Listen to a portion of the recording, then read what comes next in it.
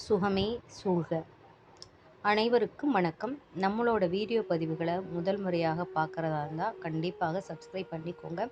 வீடியோவின் முடிவில் வீடியோ உங்களுக்கு பிடிச்சிருந்தது அப்படின்னா கமெண்ட்டில் போய் அபிராமி அன்னையே போற்றி அப்படின்னு டைப் பண்ணுங்கள். இன்றைக்கி இந்த பதிவில் அபிராமி அந்தாதியில் வரக்கூடிய ஒரு பாடலை தான் நம்ம பாராயணம் பண்ண போகிறோம். பெற்றோர்களாகிய நாம் ஒவ்வொருவரும் நம் பிள்ளைகளுக்காக பாட வேண்டிய பாடல் இது. எல்லா பெற்றோருமே நம்மளோட குழந்தை நல்லபடியாக வளரணும், நல்லபடியாக இந்த சமுதாயத்தில் இருக்கணும், நல்ல பேர் எடுக்கணும் அப்படின்னு தான் நம்ம நினைப்போம். அவங்க நல்லபடியாக வளர்றதான் நமக்கு பெருமை. நம்மளோட பெருமையே நம் பிள்ளைகள் நல்லவர்களாக சமுதாயத்தில் வளர வேண்டும் தான் நம்ம ஒவ்வொரு பெற்றோரும் ஆசைப்படுவோம்.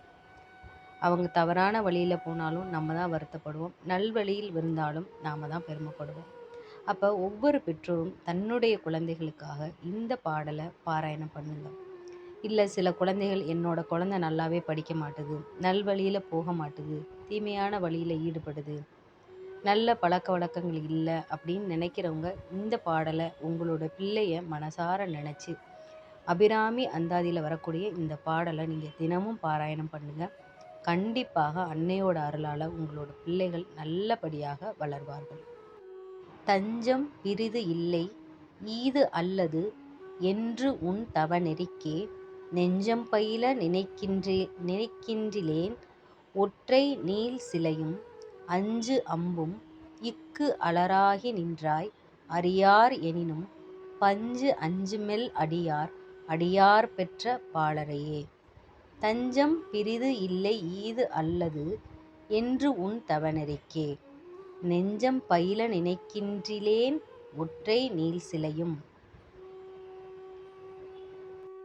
இந்த பாடலோட விளக்கம் என்னன்னா, அபிராமி தாயே, நீண்ட கரும்பு வில்லையும் ஐவகை மலர் அம்புகளையும் கொண்டவளே, உன்னை தவிர வேறொரு புகலிடம் இல்லையென்று தெரிந்தும் உன்னுடைய தவநெறிகளை பயிலாமலும் நெஞ்சத்தில் நினையாமலும் இருக்கின்றேன்.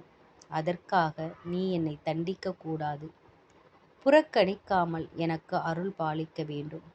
உலகத்திலுள்ள பேதைகளாகிய பஞ்சும் நாணக்கூடிய மெல்லிக அடிகளை உடைய பெண்கள் தாங்கள் பெற்ற குழந்தைகளை தண்டிக்க மாட்டார்கள் அல்லவா? அதே போன்றே நீயும் எனக்கு அருள வேண்டும். அபிராமி அன்னையை பார்த்து, உன்னை தவிர எனக்கு வேறு புகலிடம் கிடையாது, நான் எந்த தவ பயன்களும் செய்யலை, நெஞ்சத்திலே உன்னை நினைக்காம இருக்கேன்னு நீ அதுக்காக என்னை புறக்கணிச்சிடக்கூடாது, நீ என்னை தண்டிச்சிடக்கூடாது. பெற்ற தாய் தன்னோட பிள்ளைய தண்டிப்பாங்களா? அதுபோல் நீ என்னை தண்டிக்காமல் நீ எனக்கு அருள் புரியணும் அப்படின்னு கேட்குறாரு. அதை போல தான் நம்ம இந்த உலகத்துக்கே, பேரண்டத்துக்கே, இந்த பிரபஞ்சத்துக்கே அன்னையாகிய அபிராமி அன்னையை நினச்சி நம்மளுடைய குழந்தைகளை மனசில் நினச்சி இந்த பாடலை பாராயணம் பண்ணுங்கள். உங்களுடைய பிள்ளைகள் நல்லவர்களாக, நல்ல மதிப்பு அடைகிறவர்களாக இந்த சமுதாயத்திலே வலம் வருவார்கள். அபிராமி அன்னையே போற்றி போற்றி. சுகமே சூழ்க.